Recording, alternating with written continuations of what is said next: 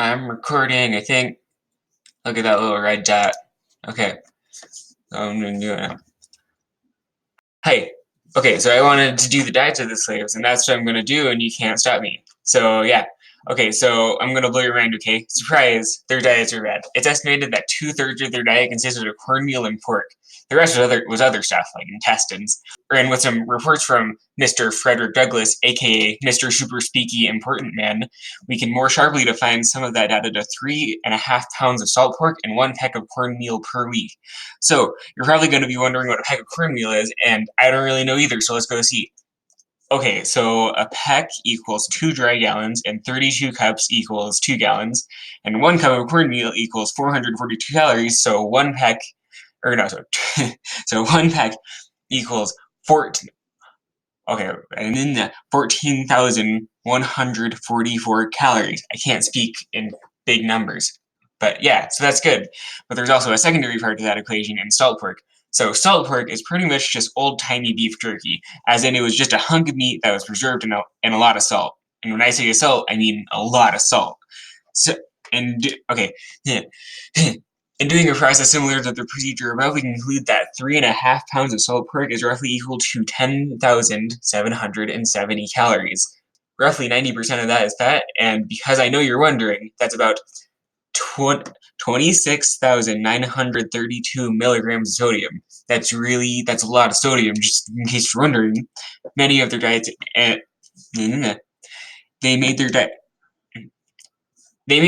Or the slave owners made the slaves' diets contain so much fat because, according to them, fat produced heat, and having heat during the cold months would keep the slaves alive. But fun fact, all food produces heat. However, fat does contain more calories per gram, so this is still economically viable for the slaveholders, even if they didn't know what they were doing. So, doing some basic math, we can deduce that on average, or at least in Mr. Speaky Important Man Frederick Douglass's case, his diet consisted of about 3,560 calories per day, give or take. Of course, this number isn't exact, but given what I have, this is the best I can make. I also seldom mention that this accounted for 2/3 of their daily calorie intake. The rest was from vegetables, and they produced a lot of. Okay, the rest was vegetable. The rest was from vegetables that they produced. Okay, the rest was from vegetables that they produced, or their farmers. The rest was from vegetables that they produced, or of the vegetables that their owners provided for them. So there's a bit more to that number. However, vegetables are really low in calories, or relatively low in calories. And according to a lot of my sources, 3.5 pounds of salt pork is on the high end of the average, so I'm sticking with 3,500 with roughly 3,500 calories. But I know what you're thinking. But Trevor, that's 15,000 calories over the recommended daily calorie intake by the FDA. How could they be malnourished? And here's what I gotta say to that. First off, I think the FDA makes a lot of silly choices as to what they call a balanced diet, and I to judge them critically. And second, slaves were not sedentary, as is what the FDA's recommended calorie intake is intended for. They were working all day, every day, for 6 days a week. They need a lot of energy to work as hard as they were. So, how would we estimate how much energy a slave would need to keep up their bodies? The answer is with Google. And yeah, Google. Okay, so after reading some painful articles about people who are way too obsessed with calories, I concluded that the average hard-working adult male needs about 3,000 to 3,500 calories. I'm using 3,500 calories because these are slaves, and in some cases they were literally worked to death. In other words, they were, on average, hard-working adult males and females.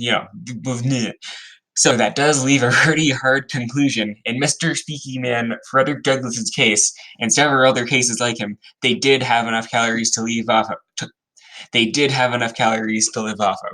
So, is this case completely open and shut? No. There's another critical factor in keeping a healthy person running that's arguably equal to or more important than calories: micronutrients. I don't even need to do any estimations or calories for this one because there's a bunch of people that already did that research for me. So, slaves were deficient in a lot of nutrients, and it was common for them to have deficiencies and sicknesses that include vitamin A deficiencies, vitamin B deficiencies, vitamin C deficiencies, vitamin D deficiencies, lactose intolerance, and etc.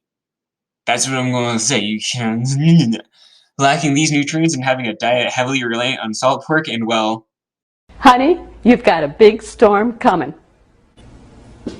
Many slaves were Shigala and generally unhealthy.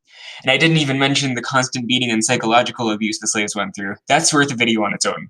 So, yeah, slavery is bad. Don't be racist. Don't only eat corn and salt pork. Vary your diet and go on walks every Tuesday. Yep,